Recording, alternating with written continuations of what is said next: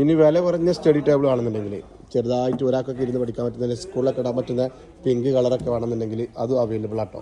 കണ്ടോ, pink colour സിംഗിളായിട്ട് കുട്ടികൾക്ക് വീട്ടിലിരുന്ന് പഠിക്കാൻ സിംഗിളായിട്ട് ചിലവ് ചുരുങ്ങിയതാണെങ്കിൽ ഇത് ഏകദേശം നമുക്ക് ചെറിയ റേറ്റിന് കിട്ടും.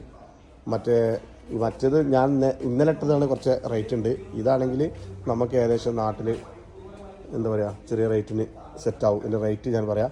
അതിന് മുമ്പ് ഹൗ മച്ച് ദിസ് ആ ഇത് കിഡ്സിൻ്റെ ബെഡ്റൂം ആട്ടോ. കിഡ്സിൻ്റെ ബെഡ്റൂം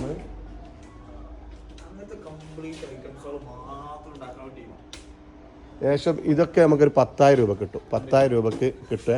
ഒന്നും എടുത്താൽ കിട്ടില്ല. ഒരുപാട് ബടുക്കെടുക്കണമെങ്കിൽ 10,000 രൂപക്ക് ഇതുപോലത്തെ സ്റ്റഡി യൂണിറ്റ് കിട്ടും കേട്ടോ. കുട്ടികൾക്ക് വീട്ടിലിരുന്ന് പഠിക്കാൻ പറ്റുന്ന സ്റ്റഡി യൂണിറ്റ് കിട്ടും. ഉണ്ടാവും. ഇത് രണ്ടാളൊക്കെ ഇരുന്ന് പഠിക്കാനും മദ്രസയിലോ അല്ലെങ്കിൽ സ്കൂളിലൊക്കെ അവസരം കിട്ടുകയാണെങ്കിൽ ചെറിയ മോണ്ടിസോറിലൊക്കെ ഇടണമെങ്കിൽ രണ്ടാക്കി ഇരിക്കാൻ പറ്റുന്ന സാധനം. ഹൗ മച്ച് ദിസ് കേട്ടോ. രണ്ടാക്കി ഇരിക്കാൻ പറ്റുന്ന സാധനം കേട്ടോ. രണ്ടാക്കി ഇരിക്കാൻ പറ്റുന്ന സാധനം.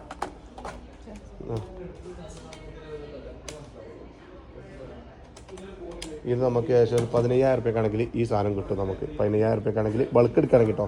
15,000 രൂപയ്ക്കാണെങ്കിൽ ഡബിൾ ആയിട്ടുള്ള സാധനങ്ങളും കിട്ടും. മറ്റേതാണെങ്കിൽ നമുക്ക് എന്താ പറയുക ഇതിനും കിട്ടും. ഞാൻ നേരത്തെ പറഞ്ഞ പോലെ തന്നെ. അതേപോലെ ഇത് കിഡ്സ് റൂം സ്റ്റഡി യൂണിറ്റ്, ചെറിയ സ്റ്റഡി യൂണിറ്റ് കണ്ടാ. അതിനോട് കൂടെ ചെറിയ മുകൾ സ്റ്റോറേജ് ഏരിയ, മുകൾക്ക് ഏരിയ ഒരാൾക്ക് എടുക്കുകയും ചെയ്യാം. ഒരാൾക്ക് പഠിക്കാൻ പറ്റുന്ന ഒരു റൂമും അതിൻ്റെ ഏരിയയും. അത് ഏകദേശം നമുക്ക് നാട്ടിൽ 50,000 രൂപ കേട്ടോ. നാട്ടിൽ ഏകദേശം നമുക്ക് 50,000 രൂപ വരും. Kids room how much this kids room കണ്ടാ 50,000 രൂപ നമുക്ക് വരും. ഏകദേശം നമുക്ക് വരുന്ന ചിലവാണിത്.